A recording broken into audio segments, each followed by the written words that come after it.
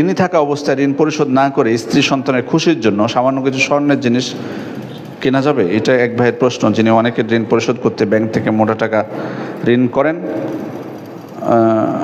সঞ্চয় ঋণ পরিশোধ করতে শুধু ব্যাংকের ঋণ টানছেন। সে আমাকে প্রশ্ন করতে বলেছেন এবং বলেছেন যে সে মানসিকভাবে শান্তিতে নেই ব্যাংক থেকে লোন নেওয়ার পর থেকে। পরিবারের অনেকে অসুস্থ হচ্ছে এবং তাদের পিছনে অনেক টাকা খরচ হচ্ছে।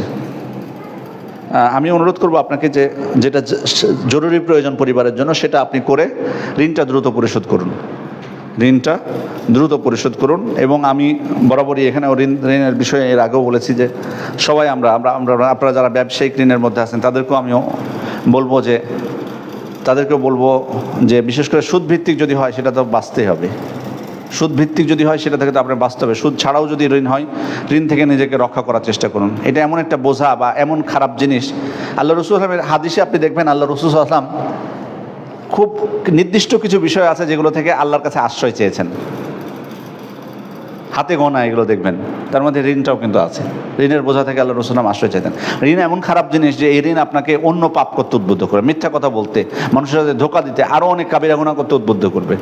এই জন্য এই ঋণ থেকে বাঁচার চেষ্টা করুন। কারণ এটা শুধু আপনি না, আপনি যদি এখন মারা যান কী অবস্থা হবে এটাও চিন্তা করবেন। আপনার পরিবার টানবে আপনার ঋণ, তাদের উপর যাবে, বাড়ি ছাড়া হবে, তারা অনেক কিছু ঘটতে পারে।